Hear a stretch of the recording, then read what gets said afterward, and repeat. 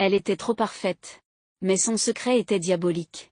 Un soir, en rentrant chez elle, Nia découvrit que son petit champ où elle cultivait différentes plantes avait été dévasté. Qui a bien pu faire ça, se demanda-t-elle.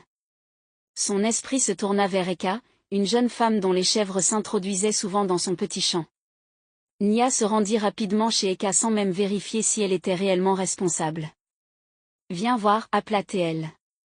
Ta chèvre a encore recommencé. »« Ah, je suis désolée, je reviens tout juste du marché. »« Je n'étais pas là de toute la journée, » s'excusa Eka. « Tu aurais dû l'attacher à un arbre, ou mieux encore, la vendre. »« Je ne peux pas continuer à vivre comme ça. »« Je suis désolée, je te promets que ça ne se reproduira plus. »« J'espère bien. » répondit Nia. Elle rentra chez elle et revint quelques instants plus tard. « Avant que j'oublie, voici le pagne que je t'avais promis. J'aurais dû le garder à cause de ce que ta chèvre a fait à mon champ, mais je suis de bonne humeur aujourd'hui. Prends-le. »« Ah, tu es trop gentille, » répondit Eka en prenant le pagne. « Merci beaucoup, je vais briller pour Noël grâce à ça. C'est pour ça que je t'aime et que je veux toujours te ressembler. »« Il n'y a pas de problème.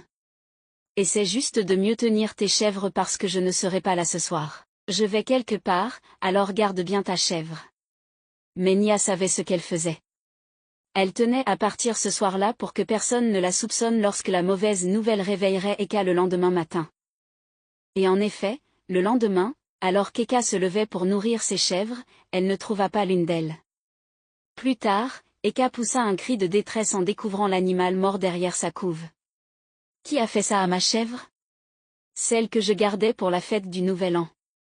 Que le malheur s'abatte sur celui qui a fait ça, » pleura-t-elle. Mais elle ne pouvait accuser Nia, car celle-ci était en voyage ce jour-là, alors que les événements étranges se multipliaient. Les villageois commencèrent à s'inquiéter. « Que se passe-t-il dans notre village ?» demandait-on. Ce lieu autrefois paisible et admiré s'effondre peu à peu, mais personne ne suspectait Nia. Elle paraissait bien trop innocente pour que son image trouble leur esprit. S'il y avait bien une chose que Nia détestait par-dessus tout, c'était le cri d'un nouveau-né. Chaque fois qu'une femme enceinte passait devant elle, elle crachait au sol. Et elle s'assura que le village n'entende plus jamais le cri d'un nouveau-né. Ses méthodes étaient simples, subtiles, presque imperceptibles. Tout commençait par son étrange capacité à détecter une grossesse avant même que la future mère ne s'en doute. « Nad, ma chère, disait-elle d'un ton calme, tu portes une nouvelle lumière en toi. Qu'elle t'apporte bénédiction. » Nad riait doucement, croyant à une plaisanterie, jusqu'à ce qu'elle confirme les dires de Nia quelques semaines plus tard.